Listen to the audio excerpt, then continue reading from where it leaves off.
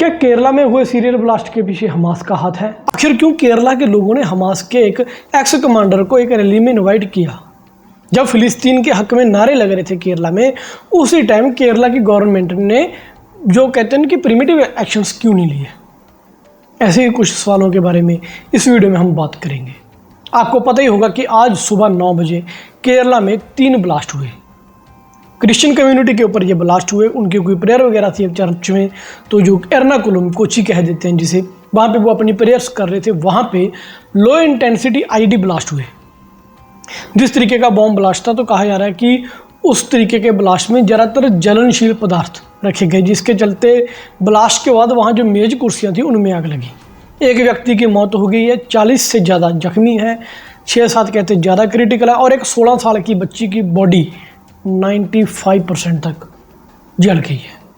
इस सब का जिम्मेवार कौन है?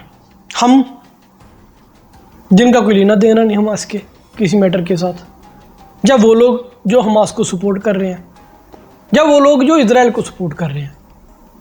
और करना भी चाहिए इजराइल को सपोर्ट। जिस तरीके से ये इतना बड़ा हमास ने इजराइल के ऊपर टेररिस्ट अटैक किया, तो इजराइल का सपोर्ट करना बनता था। इसी की चिढ़ हमारे भारत देश में बहुत लोगों को हुई। मैंने पहले वीडियोज़ में बात करी थी कि भारत के कुछ खास कम्युनिटी के लोगों के अंदर चुल मची हुई है फिलिस्तीन का सपोर्ट करने की। करो, कोई नहीं रोकता, लेकिन हमास का सपोर्ट गलत है। केरला में वैसा ही हुआ है। कहने को तो केरला में कहते हैं कि जी धार्मिक लोग हैं ज़्यादातर, क्रिश्चियन कम्युनिटी ज़्यादा है, इस्लाम कम्युनिटी ज़्यादा है।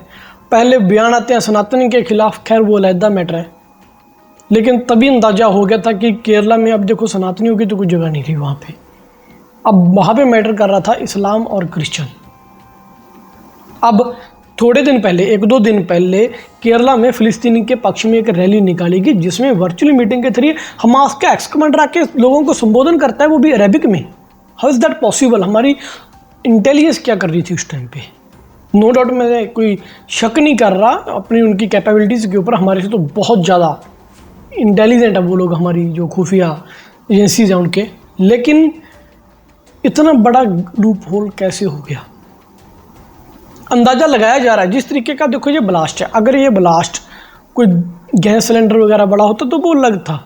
आईडी ब्लास्ट हुआ, वो क्लियर हो गया। और 3 ब्लास्ट हुए हैं। इंडियन गवर्नमेंट ने फ़ौरन तौर पर NIA भेज दी इन धमाकों की इन्वेस्टिगेशन करने के लिए। NSG की बॉम्ब स्क्वाड भेज दिया। अमित शाह जी ने इमरजेंसी मीटिंग बुला ली। लेकिन ये भारत में क्यों अटैक हुआ?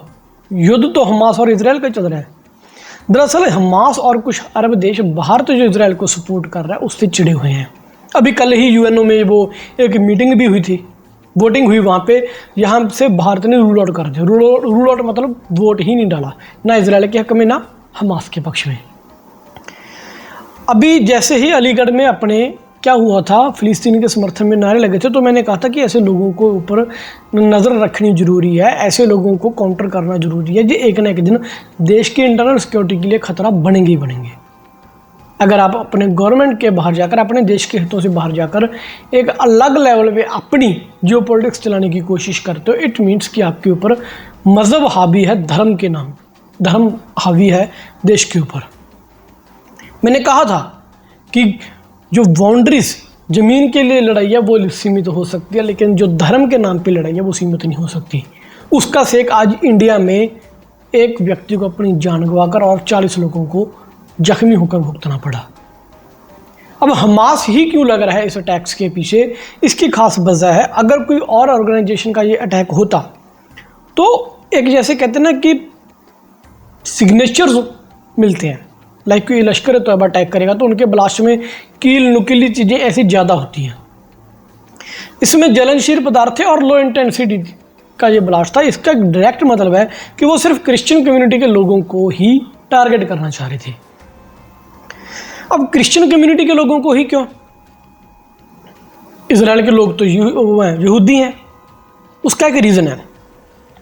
अभी सबसे ज़्यादा सपोर्ट यहूदियों को क्रिश्चियंस की ही मिल रही है और हिंदू की मिल रही है। भारत हिंदू देश है। उसके बाद क्या हुआ, इन्होंने अब अलग अलग, देखो हमास पिट रहा है इजराइल में, लेकिन उन्होंने जो इजराइल के लोग बाहरले देशों में रह रहे हैं वहाँ पर यहूदियों को काउंटर करना शुरू कर दिया, टारगेट करना शुरू कर दिया। जैसे ये हमास इजराइल वाला मुद्दा शुरू हुआ, इंडियन गवर्नमेंट ने हालांकि दिल्ली में अलग अलग जगह में सिक्योरिटीज़ बढ़ा दी थी। अब इजरायलियों का मानना है कि इजराइल के बाद सेफेस्ट देश है जो उनके लिए भारत है। भारत में बकायदा उनके मंदिर हैं, काफ़ी लोग यहूदी यहाँ पे रहते हैं, घूमने आते हैं, इवन के उनके बड़े ऑफिसर्स यहाँ पे अपनी छुट्टियाँ बिताने आते हैं।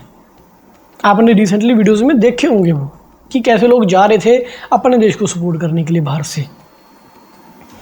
तो भारत की इतनी आवाम है, हर किसी के ऊपर निगाह रखना, नज़र रखना भी पॉसिबल नहीं।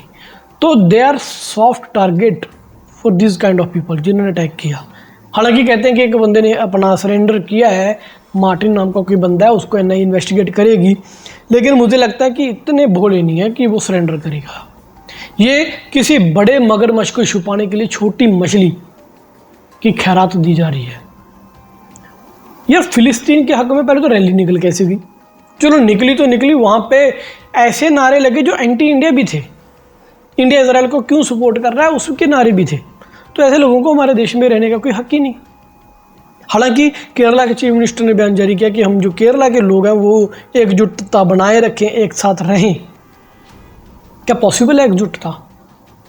आपके बेटा जो तमिलनाडु के थे, जब कुछ भी थे, साउथ की थे, वो एक ने कहा था सनातन के बारे में बोला था, और अभी ठीक है एक साथ रहना चाहिए, लेकिन अब बताओ कि इसका रिस्पॉन्सिबिलिटी कौन लेगा?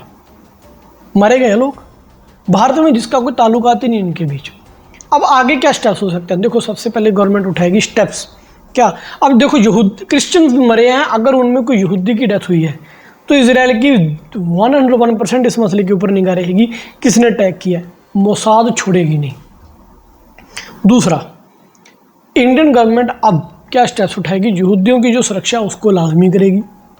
उनकी जो जगह है वहाँ पे जो रुकते हैं, अभी जैसे अजमेर में, जयपुर में, काफ़ी जगह राजस्थान में है ऐसी जहाँ पे यहूदियों की जो कहते हैं ना कि स्पिरिचुअली लेवल पे वो प्रीशियस जगह है उनके लिए, मंदिर जैसे लगा लो यहूदियों के, तो उनकी सुरक्षा बढ़ाएगी। अब कोऑर्डिनेशन जरूरी हो गया CIA जैसी, मोसाद जैसी इसके साथ, कि हमास का बंदा पहले तो वर्चुअली आ कैसे गया, दूसरा आया और उसके बाद 2 दिन बाद टेरर अटैक कैसे हो गया। एक खास कम्युनिटी को टारगेट करके अटैक हुआ। अगर वो बंदा चाहता मैसिव लेवल पे अटैक कर सकता था, आसपास के और लोगों को हम कर सकता था, लेकिन वो एक टारगेट लेके आया था कि मैंने सिर्फ इस कम्युनिटी को, जो ये लोग प्रेयर कर रहे हैं क्रिश्चियन, उनको ही अटैक करना है। नफरत वजह साफ थी, इंडिया सपोर्ट कर रहा है इसराइल को, इसलिए क्रिश्चियंस इसराइल को सपोर्ट कर रहे हैं इसलिए। लोग धर्म को टेररिज्म के साथ नहीं जोड़ते, लेकिन मैं अक्सर कहता हूं धर्म चाहे तो इंसान को इंसान बना दे, लेकिन धर्म चाहे तो इंसान को आतंकवादी बना दे।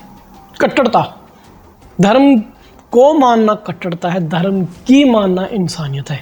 फर्क सिर्फ इतना ही है, को और की में। और मैं सोच रहा हूँ कि इंडिया ने आखिर अब तक ये चीज़ें बैन क्यों नहीं की। फ्रांस में, UK में, USA में इस तरीके के प्रोटेस्ट ऐसे बैंड हैं, खासकर जो हमास के समर्थन में हो रहे हैं। तो इंडिया को भी बैन करना चाहिए और उठाओ उनको जो लोग समर्थन कर रहे हैं ऐसे लोगों का। फिलिस्तीन का समर्थन तो भारत भी कर रहा है, 2 स्टेट पॉलिसी लेके चला हुई है भारत। लेकिन जो लोग हमास के लीडर को बुला लें, अगर इसकी इन्वेस्टिगेशन करनी है, नहीं फॉर श्योर ये करेगी। किन लोगों ने उनको इनवाइट किया, कौन लोग जरिया बने, कौन लोग ऐसे बैठे हैं जो हमास के कमांडर के टच में है भाई इंडिया में। और ये हम कैसे ना मान लें कि हमास अगर टेररिस्ट की हायरिंग करेगा तो इंडिया से नहीं जा सकते। ISIS में देखा नहीं कि केरला के कैसे लोग बने था, केरला स्टोरी मूवी देख लेना, 30,000 लड़कियां कैसे की। तो ये तो बस दिल की बात थी। आई होप कि बस बेसिक आपको एक इन्फॉर्मेशन दे दूँ। वीडियो कैसी लगी कमेंट करके कमेंट सेक्शन में जरूर बताइएगा। आगे किस टॉपिक के ऊपर वीडियो चाहते हो वो भी बता देना।